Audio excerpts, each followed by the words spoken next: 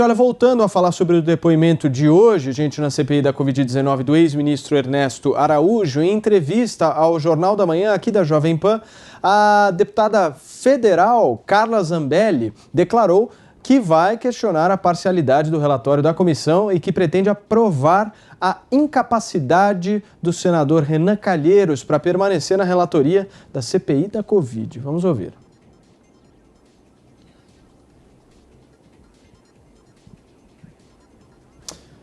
Daqui a pouquinho a gente ouve o depoimento da nossa Carla Zambelli. Enquanto isso, eu quero ouvir o comentário de Amanda Klein. Essa estratégia já se mostrou infrutífera, Paulo. Eles já entraram, a própria deputada federal Carla Zambelli foi a primeira, né, a única a entrar lá com uma ação na justiça, tentando afastar o Renan Calheiros da relatoria, alegando que ele era pai de um governador, depois tentando afastá-lo da própria CPI, e isso foi negado pela justiça, né? Acabou sendo acatado pela primeira instância, depois foi rejeitado pela segunda instância. São ações e são assuntos considerados interna corporis, quer dizer, de decisão do próprio Senado. O Senado é uma posição completamente equivocada. O governo ainda está bastante perdido nessa sua estratégia de reação à CPI. Até agora ele tem reagido com base em algumas narrativas, né, como essa de que tem que convocar o Carlos Gabas, tentando transferir a culpa sempre para os estados, para a corrupção que aconteceu nos estados. Acontece que o objeto principal dessa CPI, a primeira CPI que foi aprovada, que recebeu maior parte do número das assinaturas, foi uma CPI para investigar a ação e omissão do governo federal, e aí também os atos conexos, que têm a ver com o Estado. Com estados, por exemplo, no Amazonas é muito claro essa relação. Obviamente, a falta de oxigênio não é culpa de uma instância só do governo, todas as três instâncias, prefeitura, Estado e União, têm que ser investigadas.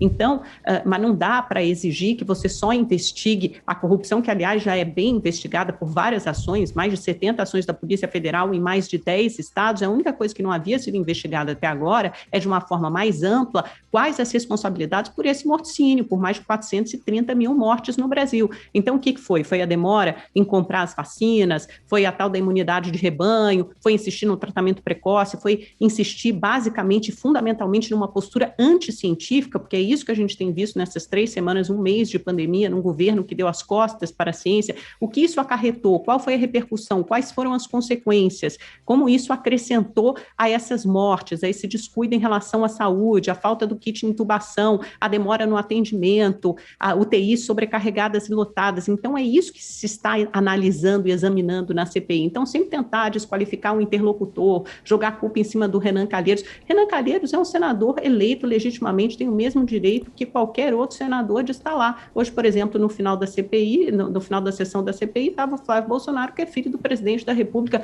e estava exercendo o seu direito legítimo de questionar uma testemunha, no caso, o ex-chanceler Ernesto Araújo. Então, isso que tem que ficar pacificado. É uma estratégia equivocada, errada essa do governo. A articulação falhou desde o início dessa CPI e continua falhando. Muito bem, são 5 horas e 34 minutos. Produção, coloca, por favor, então, o que disse a Carla Zambelli hoje no Jornal da Manhã aqui da Jovem Pan.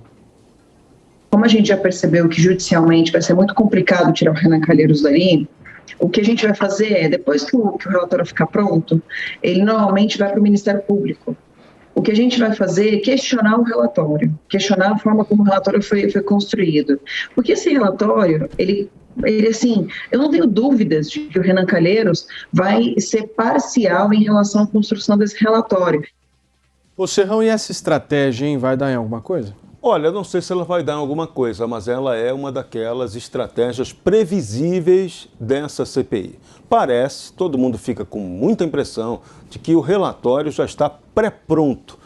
Parece aquele antigo chefe de reportagem que havia no passado, que o cara elaborava o título e mandava o repórter para a rua, faça a matéria de acordo com esse título. É mais ou menos isso que Renan Calheiros está pretendendo fazer. Agora, já está claro que talvez não aconteça isso que a Carla Zambelli está prevendo, e sim que dentro da própria CPI, senadores governistas já indiquem que seja preciso elaborar um relatório substitutivo. Isso já foi muito sinalizado pelo senador Marcos Rogério, que é o que tem se despontado como o melhor representante ali em defesa do governo na comissão parlamentar de inquérito. Então a tendência é essa. O roteiro já está escrito. O relatório tentará colocar lá Jair Bolsonaro por ações erradas e eventuais omissões que ele não cometeu, pode ter cometido erro, mas omissões não, para tentar culpá-lo. E aí vão apresentar isso ao Ministério Público.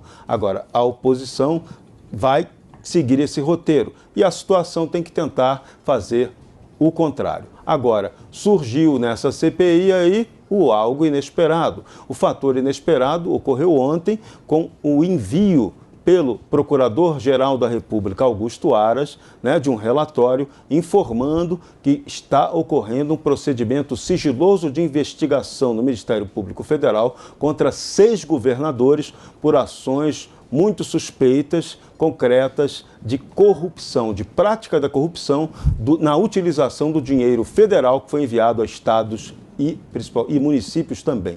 Então, isso aí é que vai pegar. A CPI não vai poder ignorar essa informação que veio da PGR. Agora, no que isso vai dar, em geral, CPI aqui dá em pizza. Vamos ver se essa vai dar ou não. Constantino, como é que você avalia esse posicionamento da Carla Zambelli? E a mesma pergunta, você acha que vai dar em alguma coisa? Eu participei da entrevista, Paulo, e ela está tentando ali resgatar alguma credibilidade de um Senado cada vez mais manchado. Ninguém sério está levando a sério essa CPI, é sempre importante dizer isso. O senador Renan Calheiros, que a mídia esqueceu quem é, mas o povo fora da bolha não, ele disse hoje que ele escuta os internautas. Ele deve estar confundindo internauta com jornalista em redação de jornal, porque esses sim parecem sua assessoria de imprensa. Os internautas estão fazendo duas coisas, chamando ele de vagabundo ou então cobrando o convite ao Carlos Gabas, do Consórcio Nordeste, para começar a lidar com o tal Covidão, onde de fato há indícios de problemas. Até aqui nós estamos discutindo discordâncias, que são sempre legítimas. Eu faria diferente. Hoje o presidente da CPI, o lulista Omar Aziz, ele chegou a interromper para fazer uma parte dizendo que se ele fosse o chanceler, ele teria feito isso e isso em relação à China. E aí o chanceler ainda falou, posso responder? Ele, não foi uma pergunta, foi um comentário. Então, assim, é uma CPI circense, todo mundo sabe, estão fazendo palanque eleitoral de olho no ano que vem. Se eu não me engano, acho que a Amanda até deu um dado equivocado, acho que teve mais assinaturas na do Girão, para aumentar o escopo. Essa CPI foi instaurada por conta de uma decisão monocrática antes do Barroso do STF. Aí depois o Girão conseguiu colher assinaturas para ter um escopo mais abrangente e foram mais assinaturas. Então é mentira, até onde consta, que há o interesse de limitar isso à omissão do governo federal, que ninguém acredita nisso, é papo de assistente da oposição na imprensa.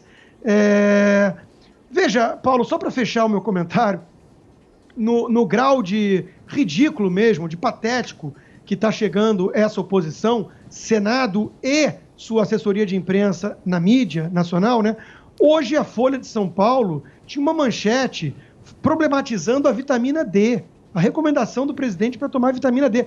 Eu brinquei outro dia, mas eu estava brincando, que se o presidente falasse que tomar água e sol faz bem para a saúde, ia ter uma reportagem de 8 minutos no Fantástico sobre câncer de pele e eu encontrar alguém que morreu por excesso de água. Eu estava brincando, gente. E os nossos pseudo-jornalistas levam a sério. Então eles conseguiram problematizar uma fala do presidente recomendando vitamina D, sugerindo que as pessoas... porque é o sistema imunológico. Então, assim, a que ponto que chegou essa oposição? A resposta vai vir nas urnas, acredito eu. Eu quero saber da Amanda e do Serrão se vocês concordam com essa fala do Constantino. Serrão. O Constantino, nesse ponto, ele tem razão. Está havendo um debate da insanidade. Mas, felizmente, estão acontecendo coisas muito boas. Ontem, por exemplo, aqui em São Paulo, o Ministério Público Estadual entrou com uma ação de improbidade contra alguns dirigentes no Hospital das Clínicas por superfaturamento na compra de oxigênio. Isso foi comprovado, então haverá punição. Então, iniciativas fiscalizadoras desse tipo têm que acontecer e elas acontecem totalmente a despeito da CPI. A CPI está desmoralizada, já nasceu desmoralizada e ela tem uma chance de se recuperar se realmente ela partir para investigar a corrupção com dinheiro no combate ao Covidão. Amanda. Para mim, insanidade é incompetência e omissão com as quais o governo federal tratou essa crise, combateu a pandemia. Hoje, o senador Alessandro Vieira perguntava ao Ernesto Araújo, mas e aí, o que o presidente Jair Bolsonaro incumbiu? O senhor teve reuniões com ele sobre o assunto, né? Quais eram as missões da diplomacia brasileira, do Itamaraty, do Ministério das Relações Exteriores? Ele ficava titubeando, gaguejava, não sabia responder. Quer dizer, o Ministério das Relações Exteriores, numa pandemia, ou seja, que afeta o mundo inteiro, na qual o Brasil precisa de insumos médicos, né, de kit de intubação, na qual o Brasil precisa de vacina. O Ministério das Relações Exteriores não tinha uma missão, um objetivo claro, a não ser quando demandado circunstancialmente, ocasionalmente, pelo Ministério da Saúde. Então, está aí a inação do governo, está aí a falta de preparo, está aí a falta do planejamento, que nos custou isso. Hoje a gente está, o Constantino vive se gabando, somos o quarto país, o Brasil é o quarto país que mais vacina no mundo em números absolutos, mas a gente tem menos de 10% da população que tomou as 2 doses. A vacina está parada, 5 milhões de brasileiros não tomaram a 2ª dose da Coronavac. A produção no Instituto Butantan está paralisada, porque o IFA não vem da China, porque o IFA só vai chegar aqui no dia 26 de maio. Então, olha o custo que isso tem para o atraso na vacinação, no cronograma da vacinação, que caiu pela metade nas últimas 2 semanas. Então, a gente ainda enfrenta problemas para ganhar ritmo nessa vacinação. Isso é resultado de opções equivocadas que o governo fez lá atrás. O Constantino tem razão quando ele diz que o pedido de CPI do senador Girão tem mais assinaturas do que o primeiro pedido do primeiro requerimento do senador Randolfo Rodrigues. Ele tem mais da metade das assinaturas do Senado, mas aí o Rodrigo Pacheco, presidente do Senado, se aconselhou lá com a consultoria jurídica da casa e ficou claro que eles só poderiam entrar em recursos públicos, na transferência de recursos públicos para estados e municípios, senão eles estariam interferindo, se ingerindo em assuntos, se miscuindo em assuntos apropriados, que são próprios do estado e município, dos municípios e das suas respectivas assembleias e câmaras municipais. Então, o que se trata aqui, o primeiro requerimento dessa pandemia, e eles conquistaram a maioria, são 7 das 11 vagas, das ações e omissões do governo federal. Provavelmente vai chegar aí na corrupção, que também tem que ser investigada, mas, em primeiro lugar, na ordem cronológica, a gente está investigando ações e omissões do governo federal, e é preciso levar essa investigação a sério. Constantino. Não estão levando a sério, né? Aliás, teve uma passagem muito boa, né, em que o senador Girão, queria convidar, não convocar, o diretor da Polícia Federal, e o relator Renan Calheiros, que só é levado a sério pela imprensa antibolsonarista, disse que era uma coisa muito séria convidar um diretor de uma instituição como a Polícia Federal. E o Girão rebateu exatamente assim, mas eu pensei que isso fosse aqui uma coisa séria. Então veja o ato falho em que chega esse tipo de oposição com esse tipo de narrativa. São os mesmos que esquecem que o Brasil é o quarto que mais vacinou, e vacina depende de um número físico no mundo, ignoram o que está acontecendo com o Uruguai, bem ao lado. Aliás, ao contrário do que disse o senador Humberto Costa, o Uruguai tem fronteira, o México não, né?